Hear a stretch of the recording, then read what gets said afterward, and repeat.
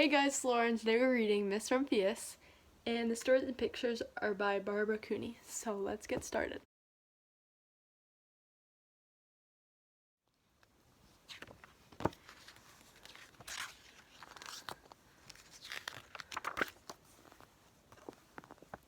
The lupine lady lives in a small house overlooking the sea.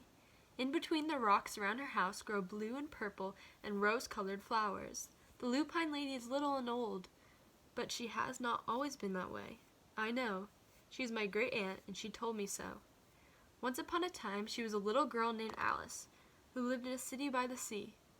From the front stoop, she could see the wharves and the bristling masts of tall ships.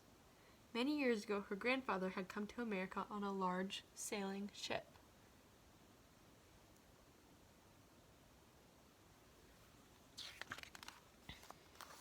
Now he worked in the shop at the bottom of the house, making figureheads for the prows of ships, and carving Indians out of wood to put in front of cigar stores. For Alice's grandfather was an artist. He painted pictures, too, of sailing ships and places across the sea.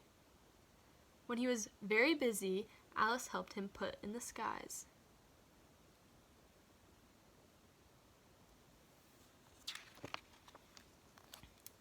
In the evening, Alice sat on her grandfather's knee and listened to stories of faraway places. When he had finished, Alice would say, "When I grow up, I too will go to faraway places, and when I grow old, I too will live beside the sea." "That is all very well, little Alice," said her grandfather, "but there is a third thing you must do." "What is that?" asked Alice. "You must do something to make the world more beautiful," said her grandfather. "All right," said Alice, but she did not know what that could be. In the meantime, Alice got up and washed her face and ate porridge for breakfast. She went to school and came home and did her homework, and pretty soon she was grown up.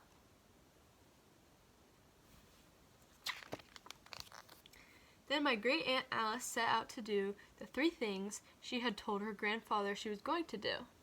She left home and went to live in another city far from the sea and the salt air. There she worked in a library, dusting books and keeping them from getting mixed up, and helping people find the ones they wanted. Some of the books told her about faraway places. People called her Miss Rumphius now.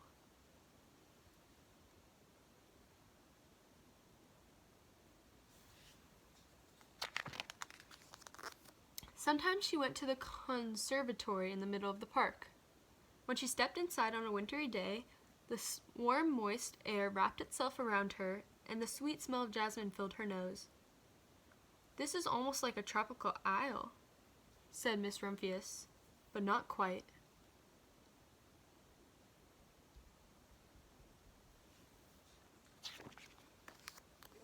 So Miss Rumphius went to a real tropical island where people kept cockatoos and monkeys as pets. She walked on long beaches, picking up beautiful shells. One day she met the Bappa Raja, king of the fishing village.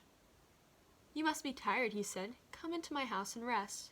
So Miss Rumphius went in and met the Raja's wife. The Bappa Raja himself fetched a green coconut and cut a slice off the top so that Miss Rumphius could drink the coconut water inside. Before she left, the Bappa Raja gave her a beautiful mother-of-pearl shell on which he had painted a bird of paradise and the words, "You will always remain in my heart." "You will always remain in my heart too," said Miss Rumphius.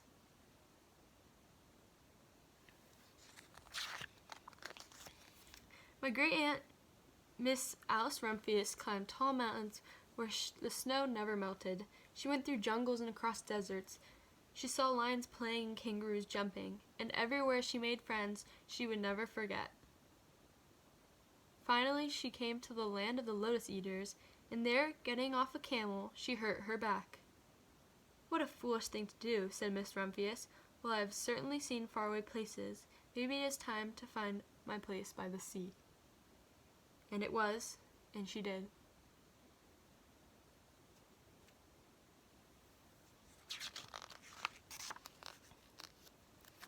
From the porch of her new house, Miss Rumphius watched the sun come up. She watched it cross the heavens and sparkle on the water, and she saw it set in glory in the evening. She started a little garden among the rocks that surrounded her house, and she painted a few flower seeds in the stony ground. Miss Rumphius was almost perfectly happy. "But there is still one more thing I have to do," she said. "I have to do something to make the world more beautiful." "But what? The world already is pretty nice," she thought, looking out over the ocean.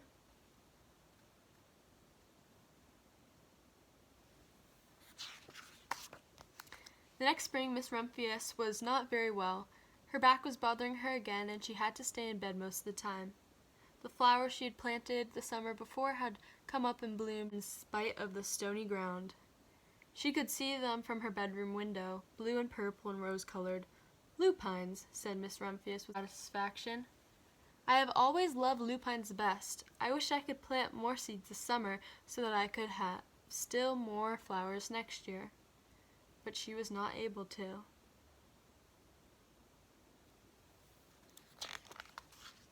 After a hard winter, spring came. Miss Rumphius was feeling much better. Now she could take walks again. One afternoon she started to go up and over the hill, where she had not been in a long time. "I don't believe my eyes," she cried when she got up to the top, for there on the other side of the hill was a large patch of blue and purple and rose-colored lupines. "It was the wind," she said as she knelt in delight. "It was the wind that brought the seeds from the garden here, and the birds must have helped." Then Miss Rumphius had a wonderful idea. She hurried home and got out her seed catalogs. She sent off to the very best seed house for 5 bushels of lupine seed. All that summer, Miss Rumphius, her pockets full of seeds, wandered over fields and headlands, sowing lupines. She scattered seeds along the highways and down the country lanes. She flung handfuls of them around the schoolhouse and back of the church. She tossed them into hollows and along stone walls. Her back didn't hurt her any more at all. Now some people called her that crazy old lady. Next spring there were lupines everywhere. Fields and hillsides were covered with blue and purple and rose-colored flowers. They bloomed along the highways and down the lanes. Bright patches lay around the schoolhouse and back of the church. Down in the hollows and along the stone walls grew the beautiful flowers. Miss Rumphius had done the third, the most difficult thing of all.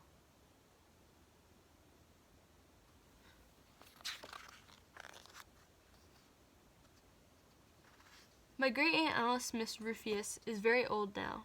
Her hair is very white.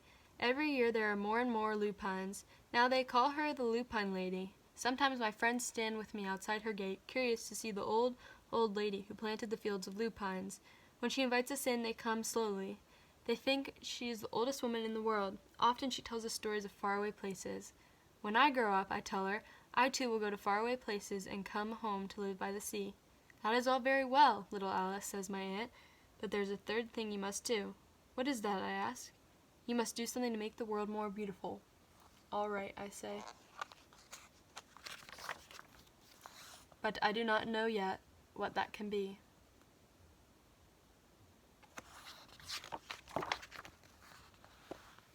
Okay, so now that we're finished with this book, it's kind of a harder book, so I hope you guys understood it. I like how it comes full circle in the end because she has her aunt doing all this stuff, following someone she knew in the past, and then the main girl in the book ends up following her aunt, but she doesn't know how she's going to do it yet.